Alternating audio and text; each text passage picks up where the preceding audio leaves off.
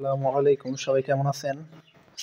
চলে যাব আমরা সেই আগের জায়গায়, আমাদের খরগোশের কাছে। খরগোশের বেবিগুলোর কি অবস্থা একটু দেখা যাক, তারা কি করতেছে বা তাদের অবস্থা কেমন আছে।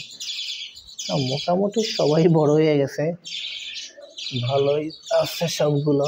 দুষ্ট প্রকৃতির, একটু বড় হলে দেখা যায় যে এরা কিভাবে কি দুষ্ট বা কিভাবে কি করে।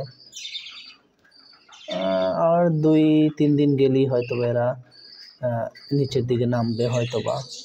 এখনই নামে, নামার জন্য করতেছে, এভাবে ঘোরাঘুরি করতেছে। এখন দেখছে আমারে হয়তো বা একটু ভয় পাইছে।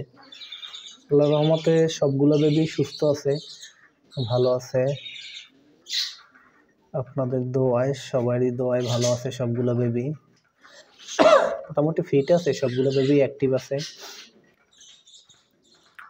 একটু শীত তো হয়তো এর জন্য একটু লড়াচড়া কম করতেছে, আর ভালো আছে সবাই, সুস্থ আছে আল্লাহর রহমতে। এটাই অনেক কিছু।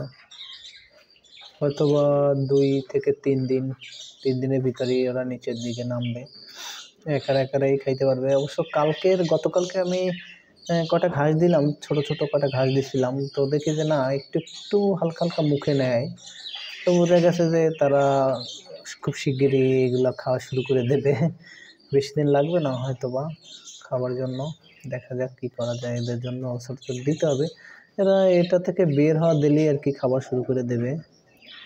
হয় না, বয়স হয়েছে আপনার 8 তারিখে যদি হয়, তাহলে আপনার আজকে চলে হইলো গিয়া 25 তারিখ, তাহলে হ্যাঁ 17 দিনের মতো হয়েছে। তা 22 দিনের মতো হইলে আর কি এরা নিচের দিকে ওইভাবে নামবে, একারাই সব কিছু খাইতে পারবে। আমার আগের বেবিগুলাও 22 দিনের মাথায় নামছিল নিচে নাইমা, তারপরে একারা খাইছিল। তোমরা কি একজন একটু বের হবা, দর্শকের উদ্দেশ্যে কিছু বলতে চাও?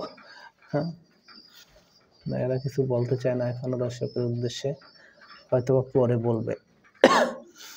যাই হোক, সবাই ভালো থাকুন, সুস্থ থাকুন, সবার জন্য দোয়া করুন, আমাদের জন্যও দোয়া করুন, এদের জন্যও দোয়া করুন।